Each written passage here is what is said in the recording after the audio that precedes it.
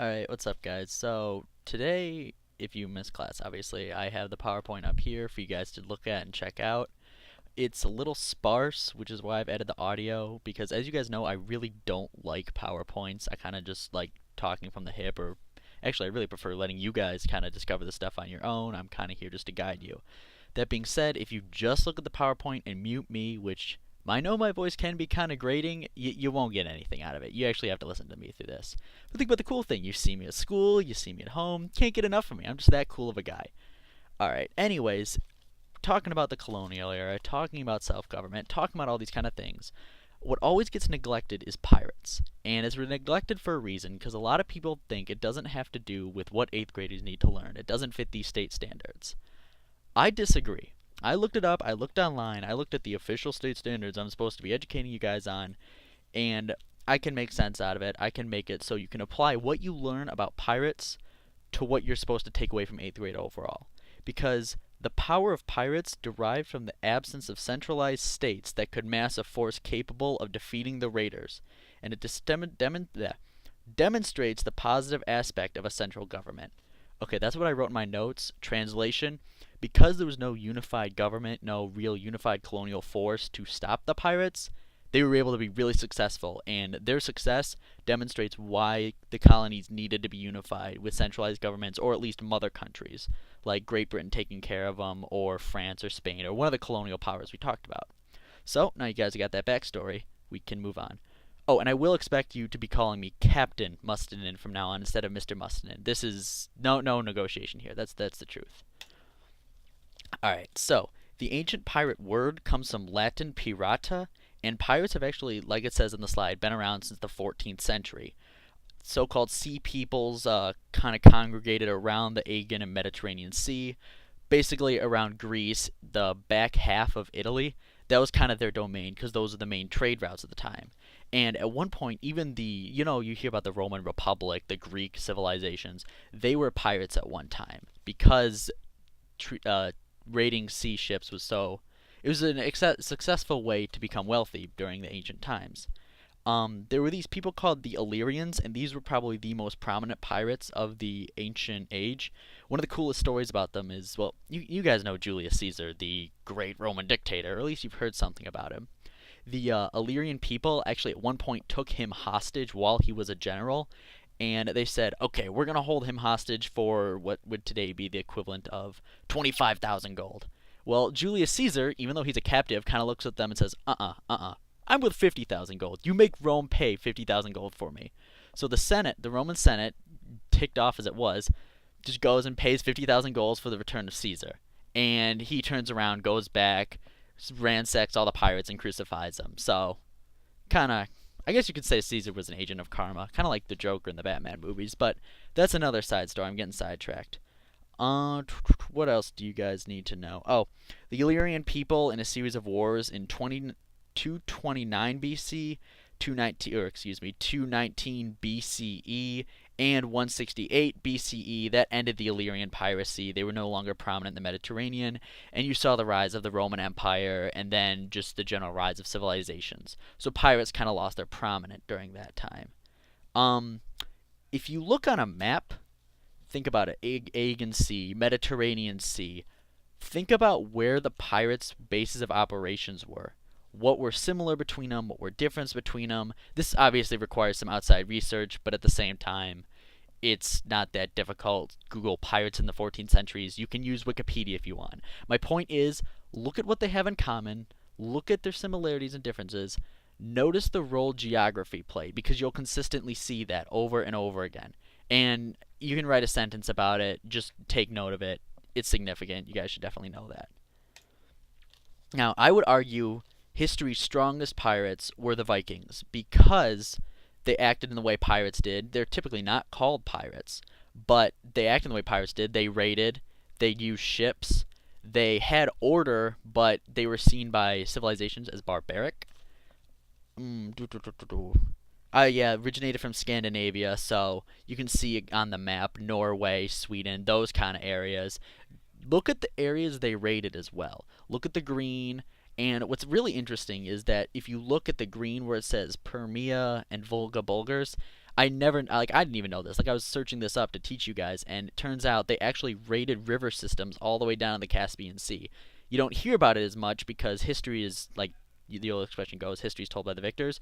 So you hear about pirate raids in England and France and Ireland and along those coasts against the monasteries, and you don't really hear about them raiding the east, but they did. They were all over. And again, look at what they have in common. Look at the areas they raided. See what you can tell from that. Um, okay, I have more stuff here. This doesn't have to do with the map, but it's just more pirates during the time of the Vikings. And just for some context, the Vikings discovered, landed on the North American continent. Eric the Red, he moved from Scandinavia to Greenland, and then from Greenland he went to Canada, but he landed there in about 1100. So we're talking about the 1100s here. Um, there were the Moors, which were down below Spain in the Mediterranean. They were a Muslim people who also resorted to piracy because at this time Spain was trying to centralize its empire. So the Moors were kicked to southern Spain, so they had to do something to maintain economic stability. So they moved around southern Europe in the boot of Italy. Um, what else do you guys need to know? This is kind of cool. I looked this up in Austria, about where it says, little below where it says West Slavs on the map. There was actually a lake in Austria called Traunsee, and there were pirates in this lake. Like they weren't based in the Norwegian Sea or the ocean or anything. They were just based in the lake. And I don't know, I thought that was kind of cool. There's also pirates in India and East Asia as well. Um, Obviously, wherever trade was, there's going to be pirates. There's going to be people. It's like in a city, wherever there's a large metropolitan city, there's going to be bandits. There's going to be burglars. There's going to be people who want to take advantage of those more fortunate. And I could go on and on and on about this, but I'm going to leave that to you guys. There's more on that later. Don't worry, I won't leave you hanging like that. Just stay prepared because you don't just get to listen to me. I do have an assignment for you from this. So, foreshadowing, I suppose. Speaking of fast forward, I realize I've been talking kind of fast into this because this is the first time I've done this for you guys. And girls, I suppose. I'd just say guys habitually. You guys should pick up. There I go again. Anyways, this is the first time I've done this. So, bear with me on this. If you guys do end up listening to this and say, hey, and realize you didn't like it for some reason, just come into class and say, hey, Captain Mustonen, I was listening to your PowerPoint, and it was really good, and you're really awesome, and you're a great guy, and I'm going to give you all sorts of candy for Christmas because you just deserve it for all the cool stuff you do for us, but you were talking kind of fast on your PowerPoint, and I have a habit of doing that. I know, I apologize. I also have a habit of getting sidetracked. So I'll try to keep a straightforward focus. I'll try to talk slower every now and then, but again, any sort of feedback from you guys would be awesome. That being said, we could talk about all sorts of different pirates. We could go on about Eric the Red. We could go on about the Indian pirates and the Chinese pirates. But we really got to move forward to the Pirates of the Caribbean. Not just because they're the most interesting and they're my favorite, but because we do have a schedule and this subject is kind of out of the way. And as Willy Wonka once said, so much time, so little to do. Wait, strike that, reverse it. Good. If you guys haven't seen the original version of Willy Wonka with Gene Wilder, not the one with Johnny Depp, but Gene Wilder, go watch that. That's another homework assignment. I don't expect a report. I just expect you to watch it, because there will be references from that. So you guys kind of figure. Spain was the first to establish colonies in the New World. Yes, Christopher Columbus was from Italy, sponsored by Portugal, but Portugal didn't really establish colonies until really after Spain did it. So Portugal discovered the New World. Spain says, that seems like a great idea. Let's do that. So they've kind of followed suit, went and established colonies, and there was this thing called the Treaty of Tordesillas between the Pope, Spain, and Portugal that divided the New World. Spain basically got the upper half. Portugal got the lower half. So Spain was the one who colonized first, and thus they were the first ones vulnerable to piracy in the Caribbean. Now, I'm going to talk about the different pirates in the Caribbean as well as just the golden age of piracy. But first, I kind of want to talk about what it means to be a pirate, because when I was looking this up, it's a lot different than I thought it was, and I figured you guys would appreciate it too. Also, because I'm getting kind of tired of talking, and you guys know I don't like talking at you, I like talking with you. go ahead and click the rules link. It'll take you to a video on YouTube. I thought it was funny. I like British humor. I think the BBC is pretty cool.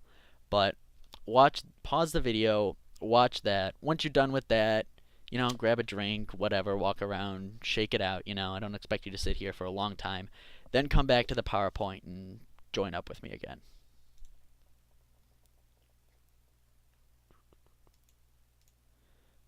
Alright, well, I'm assuming you're watching the video.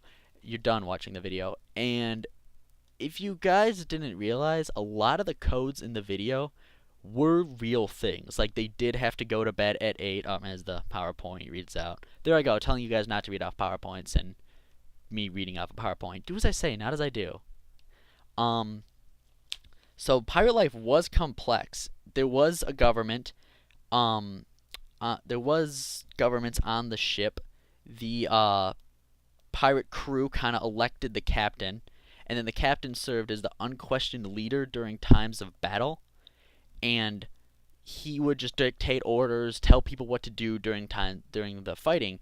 But afterwards, responsibility fell to the quartermaster, which is the guy in charge of supplies and ammunition, water, making sure everyone was happy.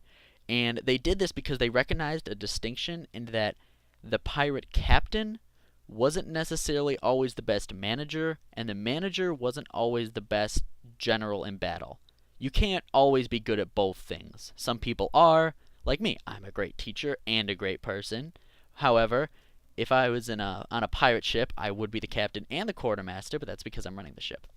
My point is, they recognize that some people who are good at one thing may not be good at other things. You get this a lot with left brain and right brain people. Some people who are good at math, some people aren't. Some people who are good at history, some people aren't. And like, I had this one friend in college who was a brilliant street smart person. She knew quite a bit about it.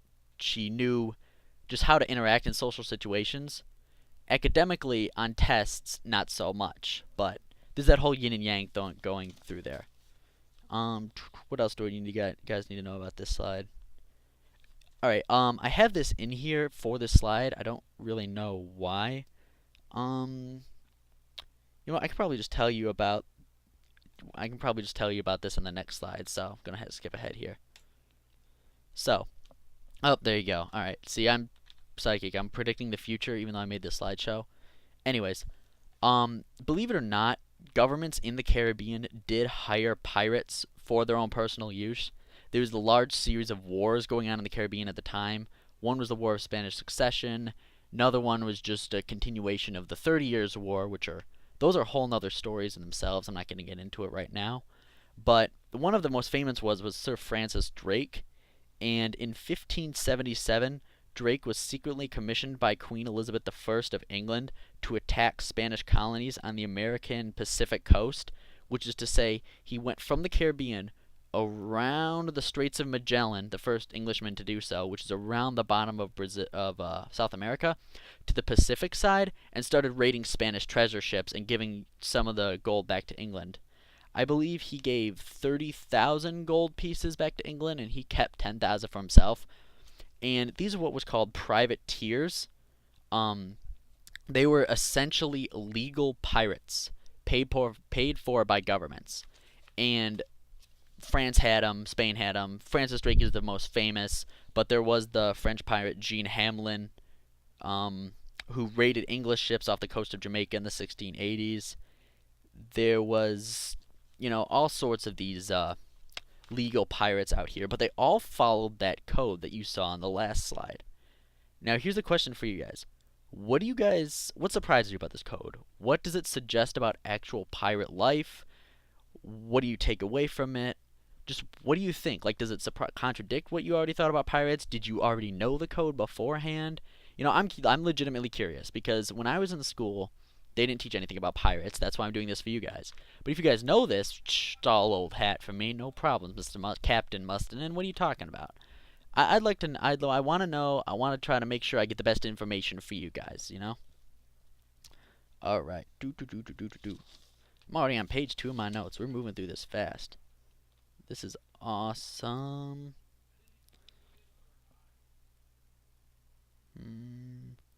Yeah, so I have here I mean, despite the fact that there was this civilized system for electing pirates and or pirate captains and quartermasters, life on a pirate ship was pretty awful.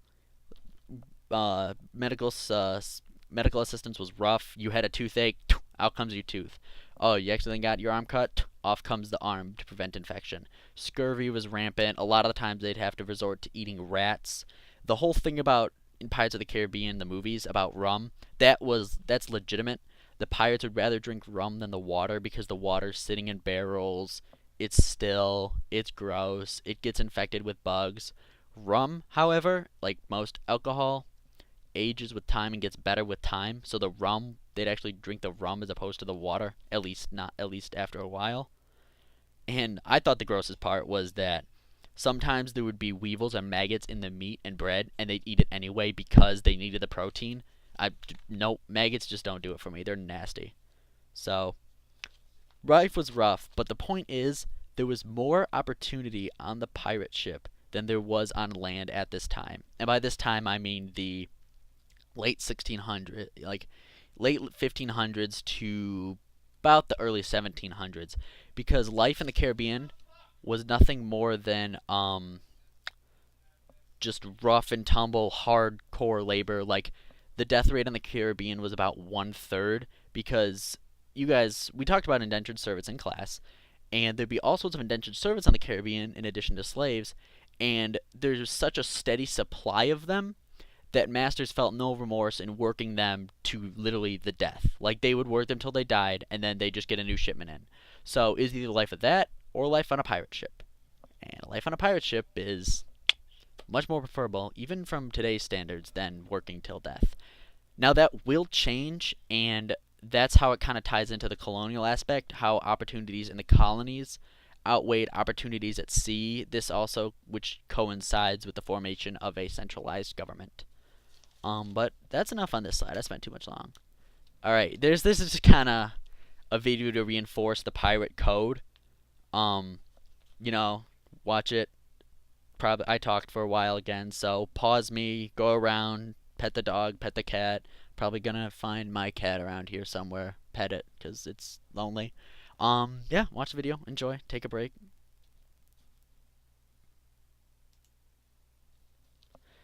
All right, good to see you guys are back. Hopefully, um, taking a little break. I always like to include female influences and just general female influences and when women come into play in history, because in these early eras they have such a minor role. When they do occur, I really like to zero in on them to see how they fit into the bigger picture, because until about, well, even by today's standards, history is very male dominated, and it is very, very male dominated during this period. So when there are women, you really got to focus in on, look at them, look what their significance was, excuse me. So Anne Boleyn, she falls in love. Oh, I have that on the slide. I'm not going to read that to you. So there was, if you look this up online, there is something in the pirate code that forbids women and children on board because they considered women bad luck on a ship, not just pirate ship, any ship. So when Anne Boleyn and Calico Jack Rackham, he's called Calico because not because he had a calico cat, but because he liked to wear very vibrant, multicolored dress. So calico is another word for that. So she falls in love with him and goes on his ship, and they kind of sail around a little while, being pirates, doing pirate shenanigans, and then they capture this guy, Mark Reed, who turns, and you can read the slide on that one. Sorry, I don't mean to read the slide to you. And basically, Jack, Anne, and Mary go around and be pirates. And the fact that these women were pirates kind of talks about or speaks for the opportunities that were available to women in non-conventional jobs. There were no textile mills at that point, or if there were, they didn't hire women. There were very little actual material opportunities because they wanted women in the house as homemakers, generally providing a life for the home. That doesn't mean just sewing and knitting, that means churning butter and doing other domestic activities. So for Anne and Mary Reed to go out and become pirates is very, very contrary to the norm of what women were expected to do at this time. And It's just very cool, very interesting point, very significant point. However, it's an isolated case, very isolated. Women were not jumping around going to be pirates, and most of the time when they were found on pirate ships, they were either returned back home or kicked off or just forbidden to come on the ship at all. To have two women on one ship is extraordinarily rare. That being said, there are more examples of women pirates. I just chose to focus on these because they're the main two. If you guys want to do, like I said, you guys are going to have to do some research on your own. If you guys want to go out and find more about women pirates, more power to you. I'll give a tip of my hat to your presentation for doing so because information on them is fairly scarce.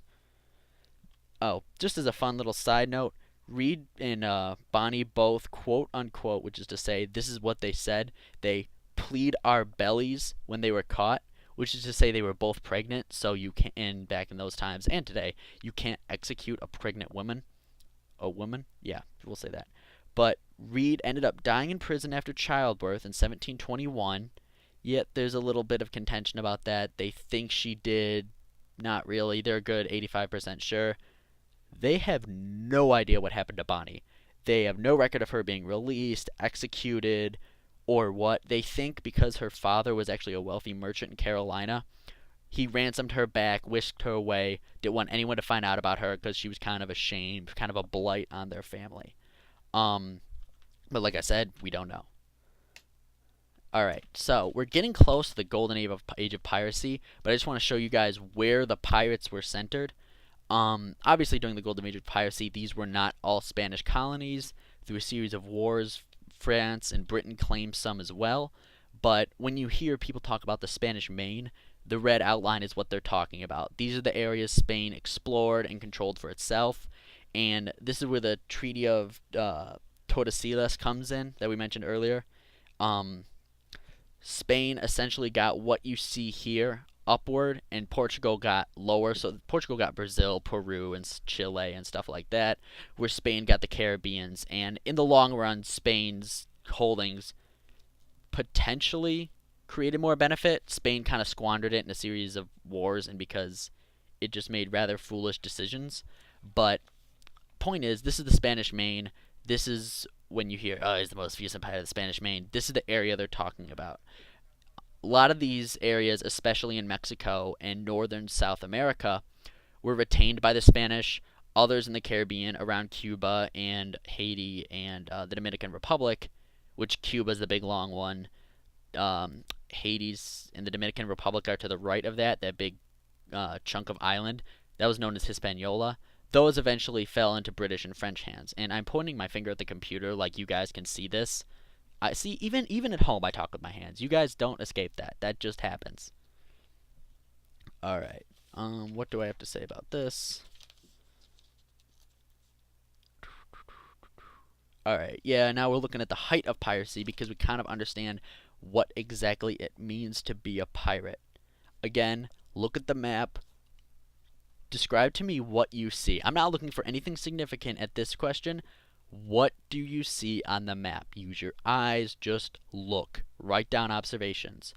Once you write those down, then talk about the significance. What's significant about it? Is it politically significant? Is it economically significant? Geographically significant? What areas are we looking at? Why does it matter?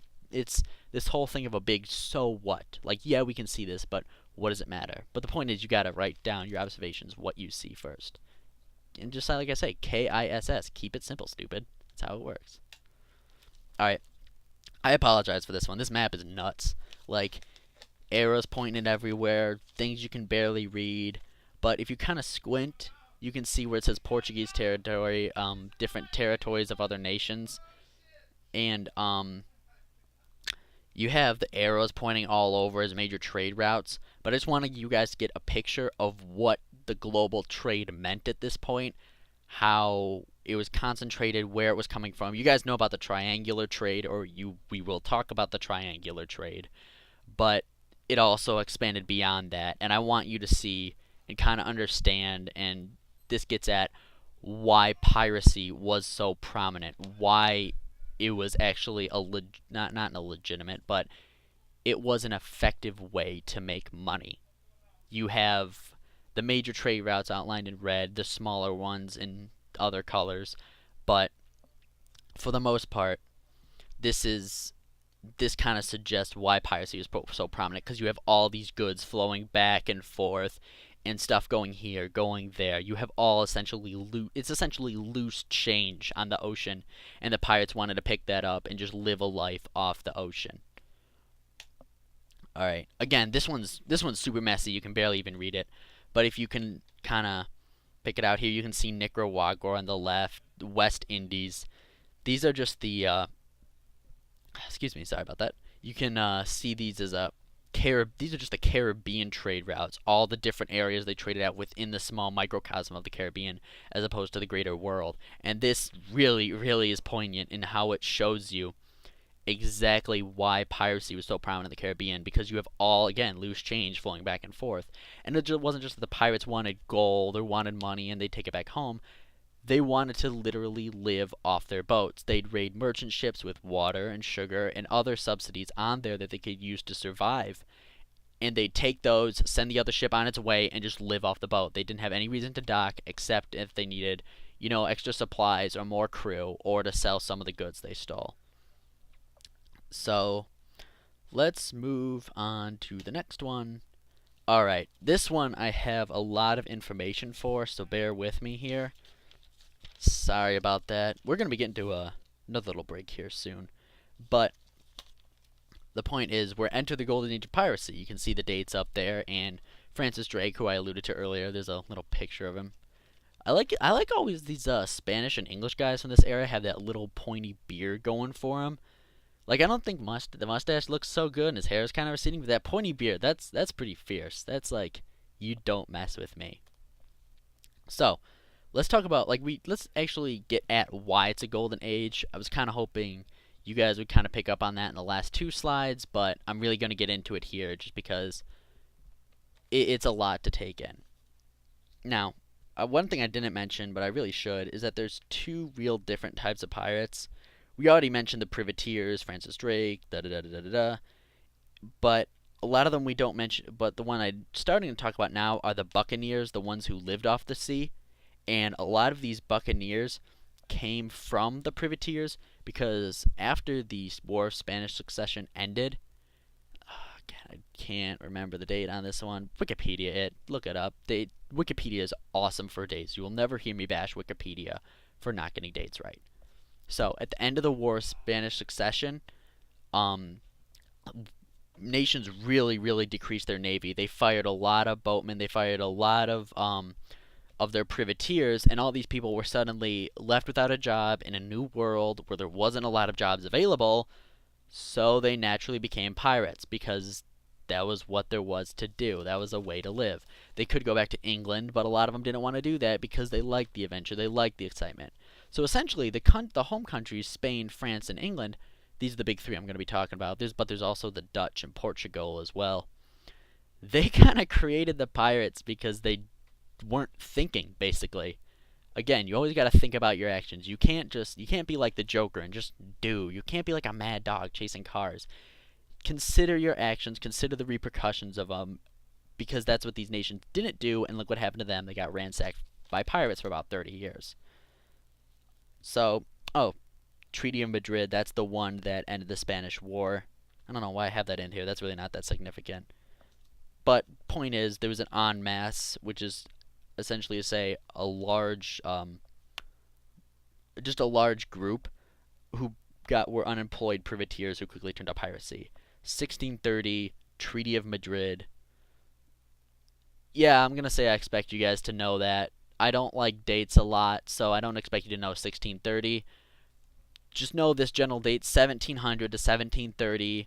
1630, yeah, it's not chronological. You know what? Sorry about that. I'm being confusing. Treaty of Madrid, Golden Age of Piracy, know what they mean. And if not, if you need, I don't think it's in your textbook, but if you need more information, just come to me. I'll help you out. I'll throw you a bone. Because this whole PowerPoint's kind of a sideshow. This is me just kind of talking on my own rather than following the strict structured curriculum, because I think it's fun. Not the curriculum, the slideshow. Yeah, so like I said, a lot of the privateers, a lot of the home countries, they got rid of their navy which is to say they had no defenses against the pirates, so they couldn't really do anything against them. And there was no centralized authority at this time. A lot of the countries in the Caribbean were independent or autonomous, which is to say they didn't receive direct orders from Spain. They received missives from Spain, which is to say once a year Spain would be like, hey, we want this colony to start growing sugar. And then whoever's at the colony is like, oh, okay, sure, no problem. And that was about it. Once a year, the colonists would receive supplies from the home country. But other than that, they were largely autonomous on their own. And they didn't have a large force to repel these pirates. So these pirates thrived. So, no centralized government. Didn't have a lot of contact with the home country. And no real navy to defend themselves. Some of the reasons the golden age of pirates kind of flourished during this age. And that's all I got to tell you about that. Alright, again, here's a little break. Watch the video. Check it out. Barbossa, I'm sorry, spoiler alert, it's a Barbossa video. I love Barbossa. He's just a cool guy. But aside from that, from the nerdy historical teacher standpoint, he's an interesting character because much of what he does is historically accurate, and much of what he does is not historically accurate. He's kind of the most historically accurate character in the Pirates movies, in that he most emulates what pirates were actually like, such as when he overthrows Jack Sparrow in the first movie in a mutiny to take the Black Pearl. Not because he wanted the Black Pearl, but because Barbossa thought Jack Sparrow was an awful captain.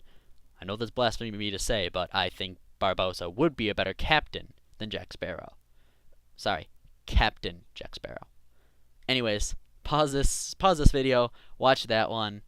Hope you guys enjoy it. Try to keep things interesting. Okay, cool. Tortuga we go. That's what I need right now. I need a vacation. Okay, field trip. End of November, instead of going home for Thanksgiving, we'll all just board a ship and we'll go to Tortuga. Sound good? Okay, sounds good to me too. Alright, here's the catch about Tortuga and the Pirates movies. It was... The Pirates movies take place during the Golden Age of piracy. Tortuga was popular way before the Golden Age of piracy. It's a small island approximately 6 miles off the coast of Hispaniola. I mentioned that before. Hispaniola is to the right of Cuba. It's that small chunk of island. If you have to Google it, go back a couple slides, go ahead and do that. Or just keep listening to me, that works too. This is actually where the term buccaneer originates from, because when this island was first settled, it had a lot of pigs growing on it, and Spanish brought in a lot more pigs and stuff, a lot more free-roaming animals. The British take it over, and they keep the animals on there, and then the French take it over, and they employ this method for killing pigs and then smoking them in a smokehouse, and these smokehouses and the process of this was called bucas. So people who did it were called buccaneers. And eventually a lot of these people became pirates, so buccaneers. Little fun fact for you. I always like knowing where words come from. I think it's just a cool thing. There's a word for that. I don't remember what it is. Ask me in class. I'll probably know by then, because I'll probably go look it up after I'm done with this. Tortuga is actually pretty cool. The pirates on there started off using just hidden canoes in little inlets and little bays. So when Spanish ships would pass by, little Spanish fishing ships, they'd sail out and capture those. And then once they had the Spanish fishing ships, they'd use those to capture actual big merchant ships. And so by 1630, note, about 70 years before the Golden Age of piracy begins, Tortuga is a fortified base for fugitives and was right along major European shipping routes, things called the Windward and Leeward Passages. It was raided and attacked in 1635 and 1638, but the buccaneers pushed the Spanish back. I know I'm saying buccaneers weird, but that's with the French pronunciation. I should be, when I'm talking about the buccaneers, I'm talking about the people who lived on Tortuga, and when I say buccaneers, I'm talking about the actual pirates, just so there's that distinction there. So like I said, Tortuga was a pirate haven. Famous buccaneers, such as Henry Morgan, landed at Tortuga after they got their booty from the pirate ships and what happened. And by booty, I mean gold, not actual booty. Or maybe I do mean actual boot. Okay. If I keep going, I'm gonna get fired, and that's not gonna be good. Um, so there were by 1648, because so many settlers were coming to Tortuga to grow small farms and small homesteads. The rough and tumble life of the buccaneers eventually disappeared. So by 1684, there were no more buccaneers left on Tortuga. So, the Tortuga depicted in Pirates of the Caribbean, kind of historically inaccurate. Sorry to be that guy who goes, well, it's not historically accurate. I'm normally not like that, but for this, kind of have to be, because this actually requires you guys to learn something. Heaven forbid. Anyways, moving on. Did that kind of fast without any introduction. Let's talk about Port Royal, or Port Royal, depending on how you pronounce it. This was depicted in the Pirates movies as a British city, and it was. It was a British city, and it was, like I said, originally settled by the Spanish, but captured in 1655 by the English. It's kind of funny. The English wanted to capture Hispaniola in the town of Santo Domingo, but they couldn't capture it because the Spanish were too fortified, so they just built Port Royal on Jamaica instead. Great Britain was so afraid of the Spanish retaking the town that they literally invited and hired pirates and buccaneers inside to defend the town. So, while in the Pirates movies, Port Royal is this, like, oh, up in hoity-toity British town with no pirates and don't know what pirates are, in real life it was a pirate haven. Like, pirates lived there all the time. And I have a little drawing in my notes. It's, if you can picture this, normally I'm not a good mental picture of pictures. I need to see it labeled out. So if you want to draw this as I'm describing it, go for it. Or if you can just do it in your head, congratulations, you can do something that is difficult for me to do. Tip of my hat to you. So, Port Royal itself, this little town, was set in the center with the bay, and then surrounding the town on its directly to its left was one fort, down and to its left was another fort, directly to its right was a third fort, and down to its right was a fourth fort. So when I say this is the most heavily fortified pirate haven in the New World during the Golden Age of piracy, you can understand why. Not only does it have 4 forts in which pirates were invited to live, it also has the main town. It was very proximal. Its proximity to Spanish trading routes fostered it and transformed it from a British city to a pirate haven, as well as the fact that the British were inviting pirates to live there. That also helped out as well. But again, notice the role of geography plays within the success of these pirates.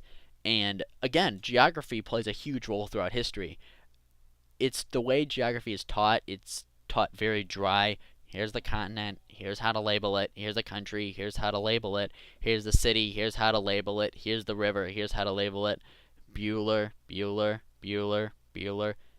If you guys don't get that reference, Ferris Bueller's Day Off, YouTube it. Gonna make that reference a lot, so it's just gonna keep going over your head if you don't get it.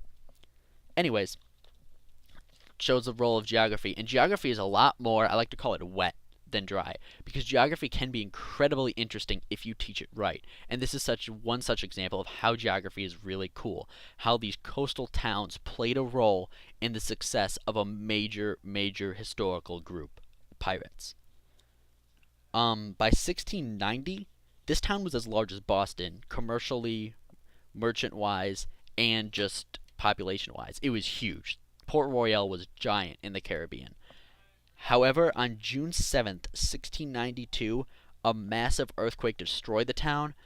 I think it was 3,000 were injured and died of those injuries, and then 2,000 died as a result of the immediate earthquake. Buildings fell on them, what have you, pick your poison. Either way, there were 5,000 casualties, which is different than deaths. Casualties mean those who were wounded or died from those wounds, as well as those who died as a result of the tragedy. Deaths just mean those who died as a result of an immediate tragedy. So, side story, you can say there was a tornado and there was 100 casualties. Well, that could mean there were 99 people injured and 1 person who died. So, just fun little factoid for you. But anyways, June 7th, 1692, a massive earthquake hit Port Royal. In 1703, the town was destroyed by a fire, In 1774, it was a quiet fishing village. No more hustle bustle, big as Boston town. Again, I say these dates not because you have to know them exactly, but because it goes to show that they occurred before the golden age of piracy. Port Royal was a huge, bustling town way before pirates came into play. And by the time pirates did come into play, it was being destroyed. I have somewhere on here about how many hurricanes hit the town. It was some outrageous number. Oh, here we go. In 1722, a severe storm, a hurricane, and 2 earthquakes hit Port Royal. So by then, people were saying 2 things. One, the gods hate this town for all the sin and blasphemy that goes on with it and is associated with the pirates. So let's abandon it and not work on it anymore because God clearly disfavors it. Second thing people were saying, it's not worth it. The thing keeps getting destroyed. Why would we keep wasting time on this? Pick whatever reason you want. The town was abandoned and became a fishing village. Interestingly enough, because of all the pirates in Port Royal, it didn't really have a religious denomination. We talked about how in the northern colonies they were very, very Anglican, very, very Puritan, whereas in the southern colonies, not so much. Port Royal was a religious sanctuary, kind of like Maryland was, in that it offered refuge for Christians, Jews, different denominations of Christians, different denominations of Jews. Obviously, not a lot of religious people are coming here, but the point still stands that it's a religious sanctuary, which is very rare in the New World. It's just very cool, little interesting fact. Alright, let's move on to one of my favorite pirates, and everyone's favorite, more or less everyone's favorite pirate, Blackbeard. So we talked about the general golden age of piracy as a whole. From 1700 to 1630, pirates flourished in the Caribbean, how they lived off their ships as well as lived on the sea for more periods than not because there was more opportunities on the sea available. Now we're going to talk about a pirate who strictly raided for money.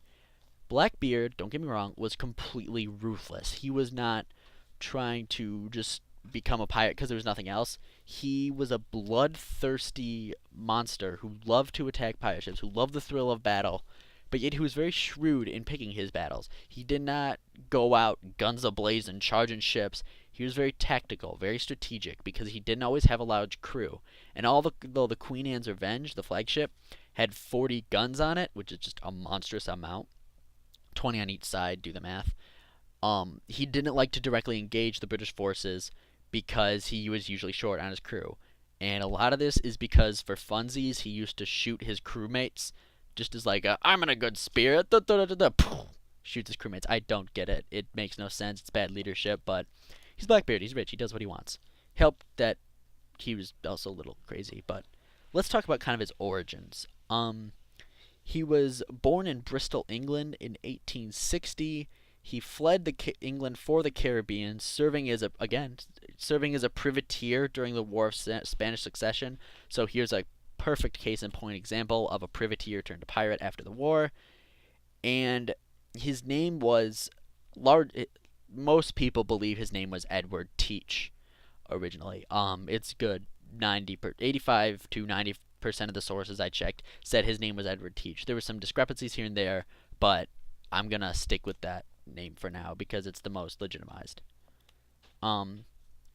Unique for Blackbeard was that he was able to read and write, which really brought him success in piracy because that's pretty rare. A lot of the times, especially during these times, reading and writing was something kind of not practiced by the general populace as well as not practiced by pirates because it wasn't relevant. If you were a farmer, why would you need to know to read and write? You just need to know how to grow crops. You could just say, I need corn, and someone who could read would find corn seed to put it out for you. So, reading and writing was a pretty significant advantage to have. He learned the pirate trade from Captain Benjamin Hornigold. Yes, his name is Hornigold. Please control your laughter. I giggled a little bit, but that you guys got to be better than me. Don't giggle. Captain Hornigold eventually became a pirate hunter. We'll get into why later. It goes into line with the decline of piracy, but that's where he learned all the tricks and trades of piracy, and eventually Hornigold bequeathed, which is to say he gave Teach a ship called the Concorde, which is a 300-ton frigate with 26 guns. Teach upgraded this to 40 guns, renamed it Queen Anne's Revenge, gave it the flag you see in the background, and there you have it. Legend's almost complete. He lived off what was called the Ocracoke Islands, and I don't have a map here. I should have included one because I had to look this up too. I had no idea what these are. They're a small band of islands off the coast of South Carolina, and this is where Teach's base of operations were. So he wasn't necessarily based in the Caribbean. He did travel around the Caribbean because its proximity to South Carolina is very small. So he traveled around there from time to time, but he was based in South Carolina. At Teach's height, he had a fleet of 4 ships and 300 pirates. He captured someone called Stede Bennet, who was known as the Gentleman Pirate because he was very cordial to his enemies, but he was also an awful leader and an awful sailor. So Blackbeard got him. I don't know why you would want him, but he got him. And at its boldest, Blackbeard took his fleet and blockaded Charlestown Harbor, which was a huge trading city in the south. This is where a vast majority of the goods coming into the southern colonies came from. And Blackbeard, to do something as bold, as adventurous as blockading a harbor, that's pretty nuts. And the fact that he was successful at it, he got approximately 8 ships on their way into the harbor. He seized them, ransacked them, let them into the harbor.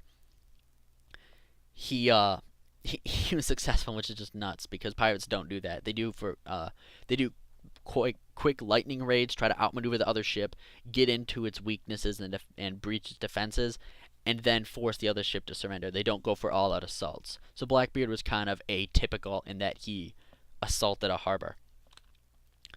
In 1718, which is the same year that he blockaded the harbor, he asked for a pardon from Governor Charles Eden. During the time, in order to decrease as used as a weapon to stop pirates, the British government decided, all right, look, instead of pursuing them and wasting manpower, energy, and economic resources on chasing the pirates, let's try to get them to willingly give up. So they said, look, if you're a pirate, you don't want to be a pirate anymore, well, come on in, let us know, we'll offer you a pardon, give us your loot and your ship, and you are free to go. You can keep some stuff for yourself, but just as a show of good faith, give us some of the stuff you have. This was a particularly effective strategy, actually. You'd think most people wouldn't want to give up being a pirate. Lord knows I wouldn't. I like being a pirate. I'd love to be a pirate. That'd be the coolest thing. But anyways, most people during this time would because, again, they only wanted to be pirates because there was nothing else to do. But during the early 1700s, there were more economic opportunities arising in the New World. Plantation life was rising. Farming was becoming more legitimate. There were becoming more reasons to stay and have a stable life in the New World. So people were giving up piracy to do that, to be less adventurous, to live less grimy lives, to generally become safer. So this strategy was effective, and Blackbeard got a pardon from Governor Eden. However, he didn't stick to it. He continued small-scale piracy from the Ocracoke Islands, and he stole stolen goods to the colonists for cheaper prices than the English merchants.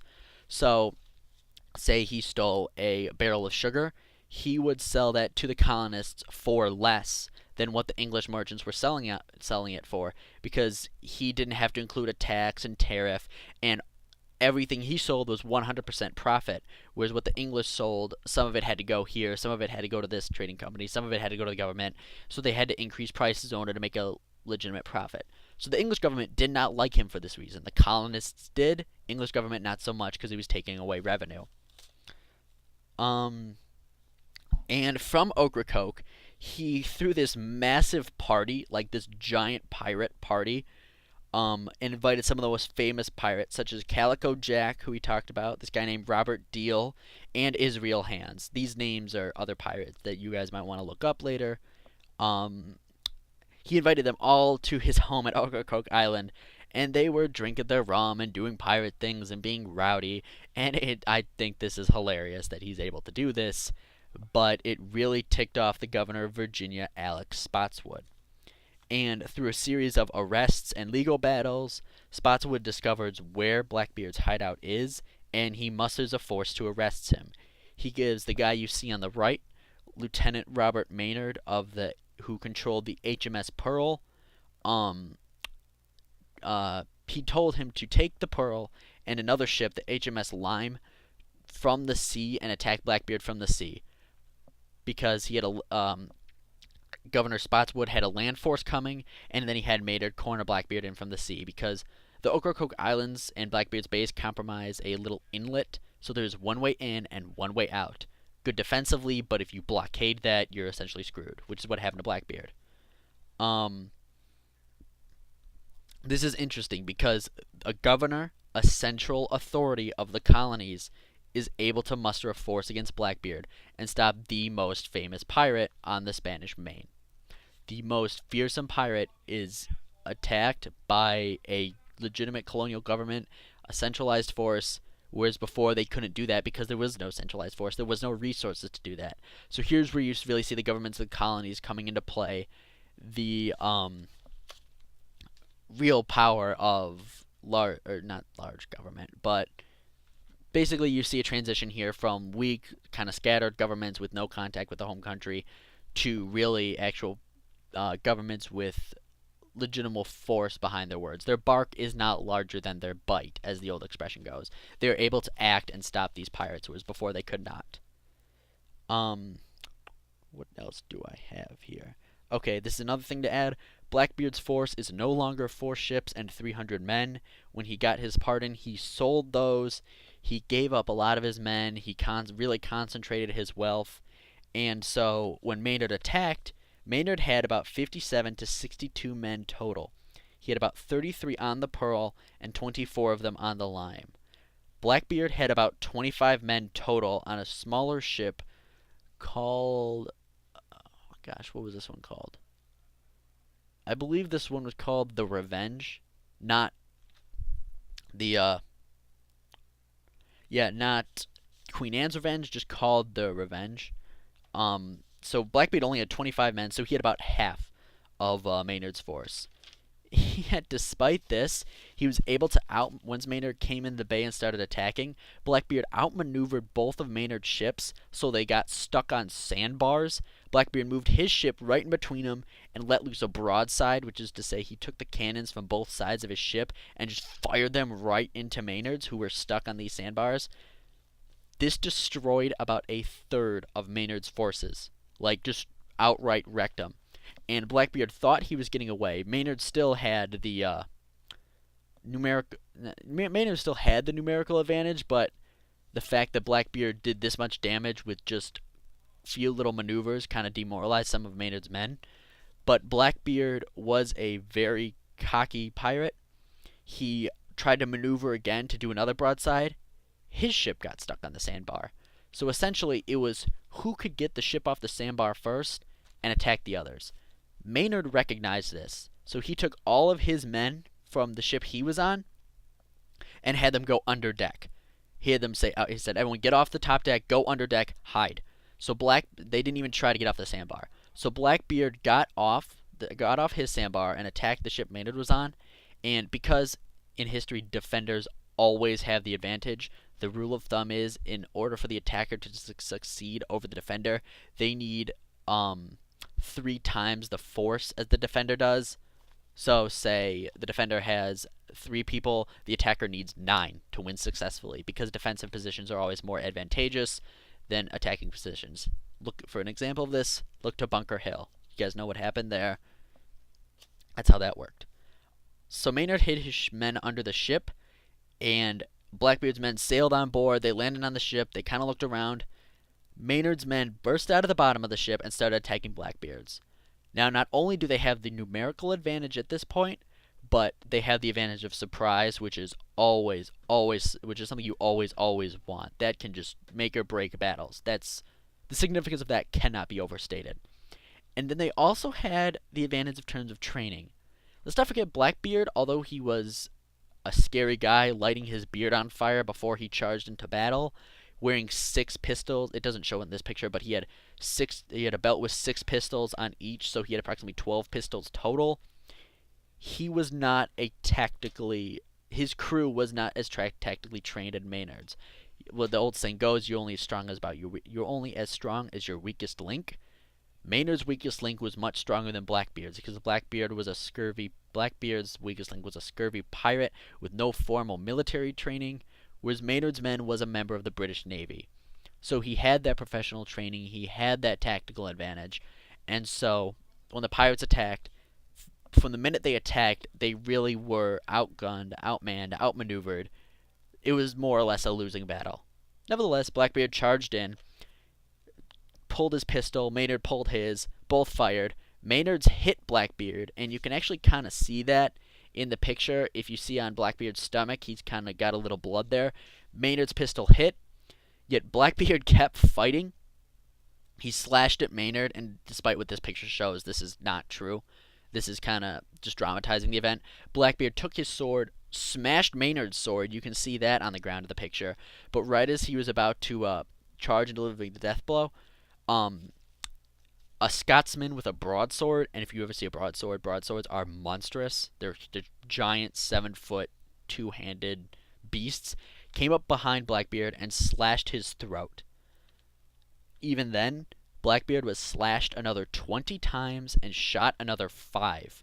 Not before he went down, just to ensure that he died, because the men were so afraid of him. There's another expression. You cut off the head of the snake, the body dies.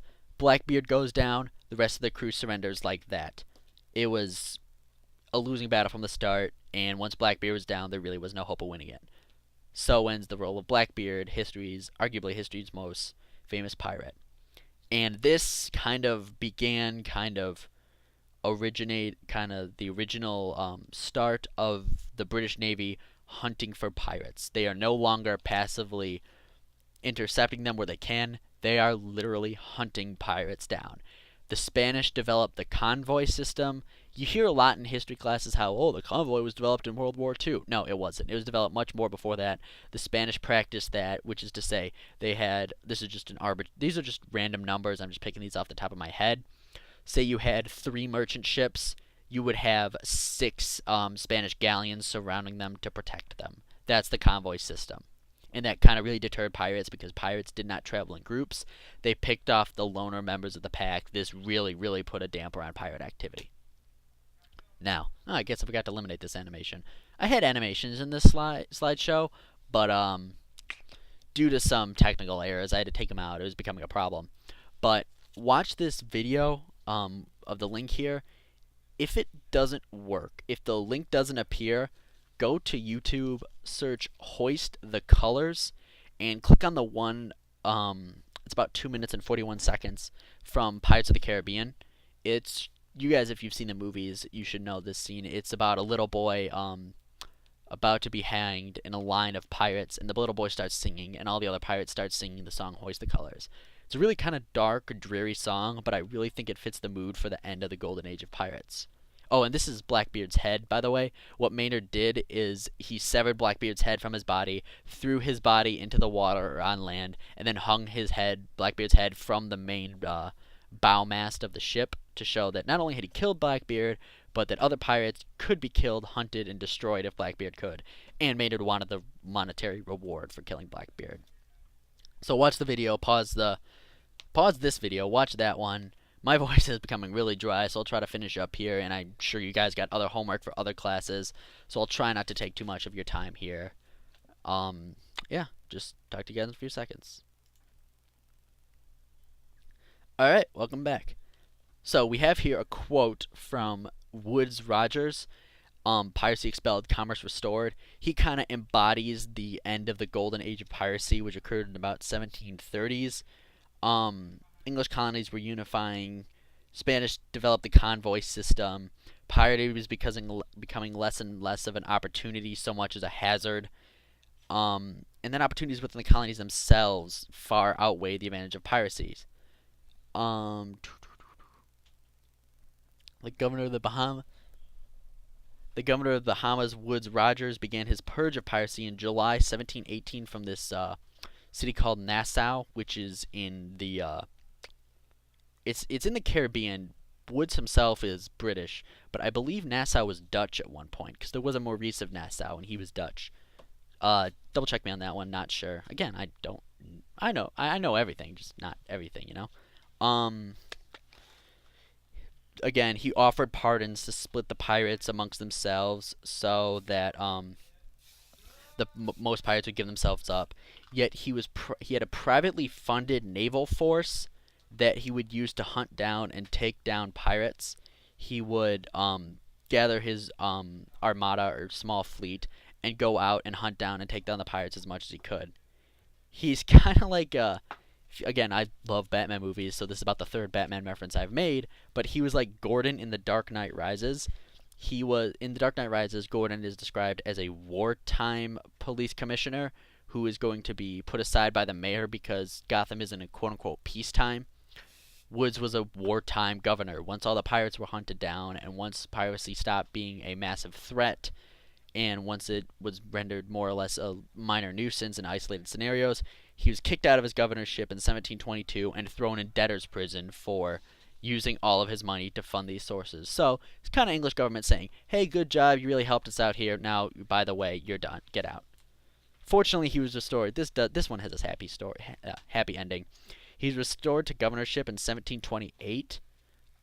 So he does become a governor again, but the point remains that the golden age of piracy was over, and pirates themselves were no longer existing and operating on the mass scale that Blackbeard was.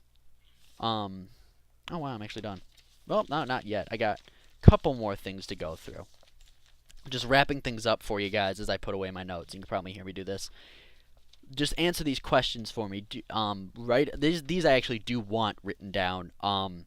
I don't expect them typed. I don't expect them.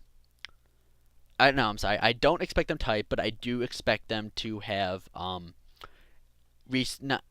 I do expect them to have well-reasoned answers with evidence, not just from this slideshow, but from some of the other things we may have talked about in class.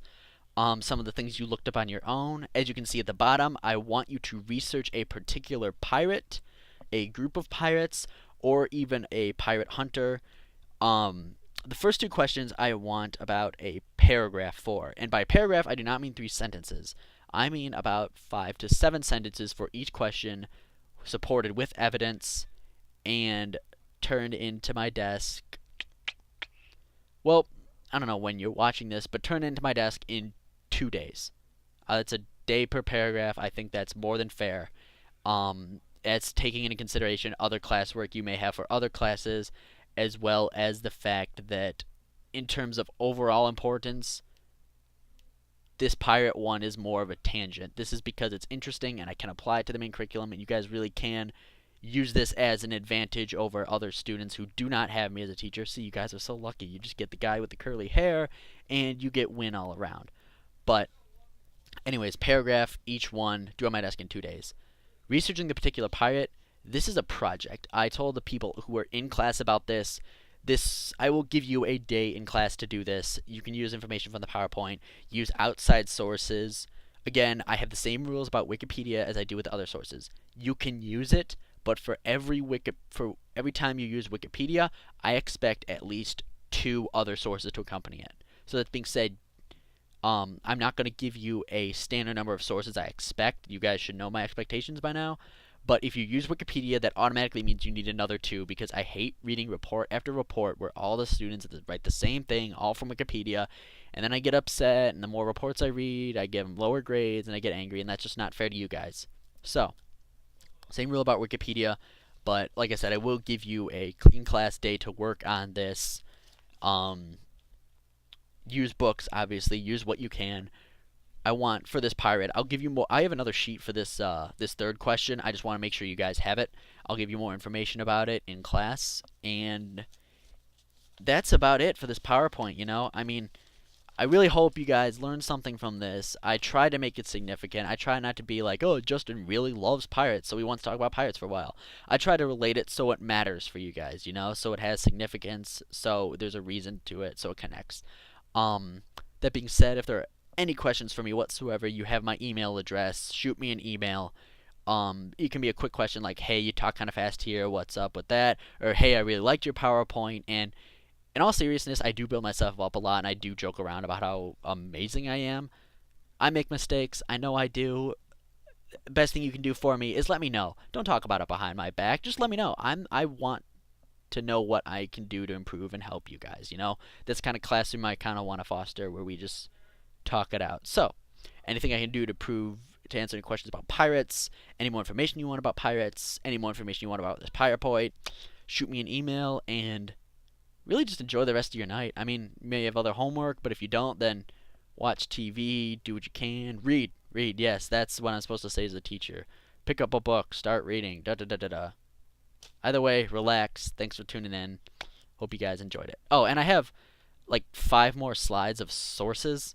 I just do this so I don't violate copyright infringement or what have you. That you don't need to look at these. If you want more information about pirates, you can click the links there and you can see where I got my information. You can see I got stuff from Wikipedia because I think it's a legitimate source, but I also use other sources. So I'm just kind of going through these, but this is pretty much the end of my PowerPoint. So catch you guys tomorrow. Have a good evening, weekend, what have you. See you in class. Oh, and remember, it's Captain Mustinen from now on. Savvy?